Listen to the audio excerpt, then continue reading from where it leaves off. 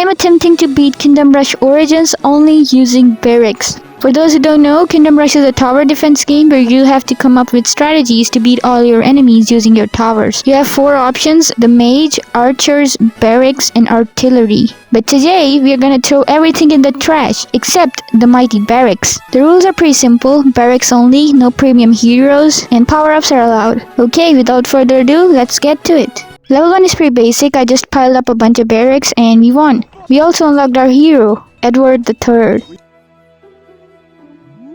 Level 2 and we have unlocked our first upgrade. Now my guys can shoot arrows. How cool is that? I absolutely adore the barracks from Origins. They're so balanced, unlike Frontiers of course. Pure trash. Pro tip, make sure to tickle any deers you see. They love it. Success. And we have unlocked Aaron Paul. Let's go. Level 3 introduces a new upgrade as well as the hyenas. They cannot be blocked by barracks and make stupid noises. Kinda reminds me of the Bakel Forest from Pokemon Uranium.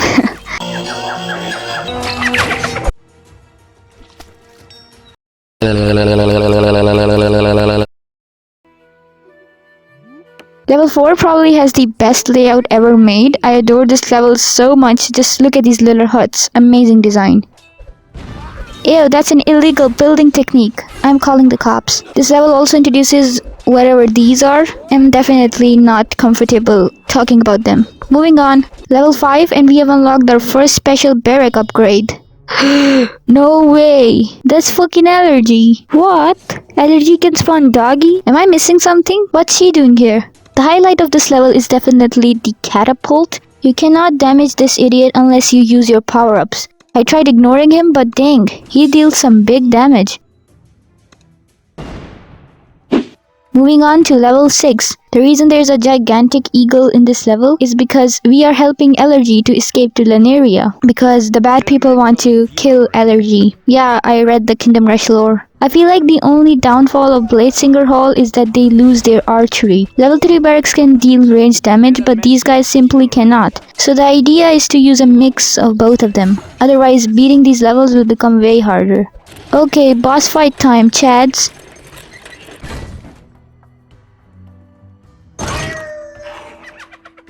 This pussycat was pretty easy to beat. Pathetic weakling.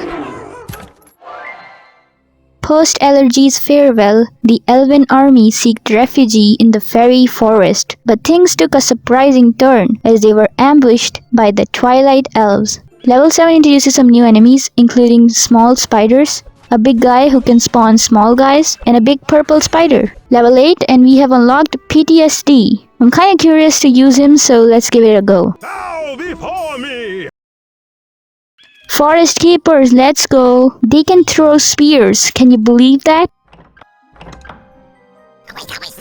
I can do this all day. Alright, review time. By trying to play with Prince Dennis, it's safe to say that he's a pretty average option. Nothing too amazing. But if I compare Prince Dennis to King Dennis, I would say that both of them are pure trash. Never use them, people. Okay? Let's restart with my sweet boy Aaron Paul.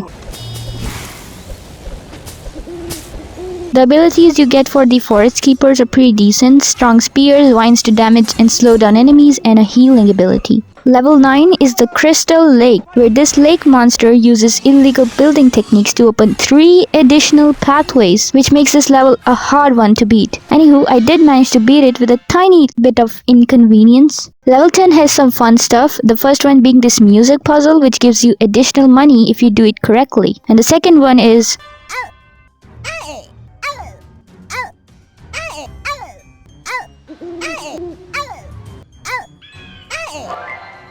Sweet Gargamel. This level introduces a lot of fungus. When they die, they release a poisonous gas which deals damage to nearby soldiers. So they're super annoying in this regard when you're only playing with barracks.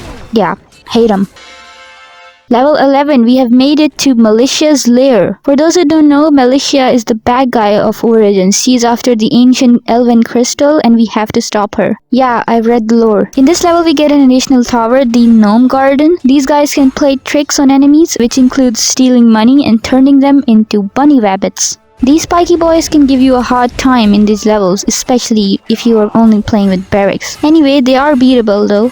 On to the final wave. Militia is a pretty straightforward boss. The fight gets prolonged because she keeps on retreating to her lair after some time. But eventually we take her out and she's captured by a spider. Who cares? Moving on to level 12. Turns out that spider was her ally and now both of them are planning to steal Eleni's crystal. Fantastic! This level was pretty straightforward except for the evokers. They kept on healing themselves, which was super annoying. On to level 13, the arcane quarters. We can also summon young Ashbite, who kinda works like a second hero.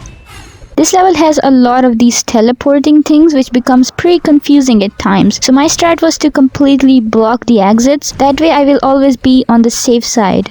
This level also introduces these purple boys, the Twilight golems, and dang, they have a shit ton of HP. Fast forward to level 14, the home of spiders. This level introduces spiders of all ages and sizes. So if you love to squish them, now's your chance. After a swift victory, it's time for the endgame.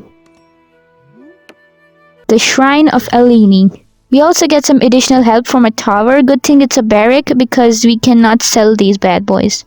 Spoiler alert, this level is swarming with enemies, especially spiders. So if you're attempting this challenge, be prepared. Things got a bit sticky at some points because of hordes and hordes of enemies, but in the end it worked out. As the last purple boy went down, so did the shield protecting Eleni's crystal. Upon seeing this, Mekton and Militia screamed, "Mine!" and this happened.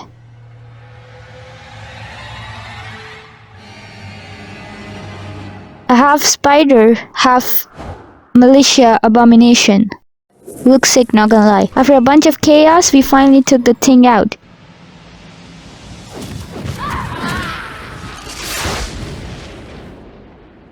Even though the elven race has very little survivors left, everybody lived happily ever after. Meanwhile, Eleni's crystal has now become corrupted. Everybody suggests that it should be destroyed, but let's just say Veznon had some other plans. He stole it. If you want to know how I defeated Veznon and got the crystal back only using barracks, click on this video to continue the fun. As always, subscribe for more. I will see you in the next one.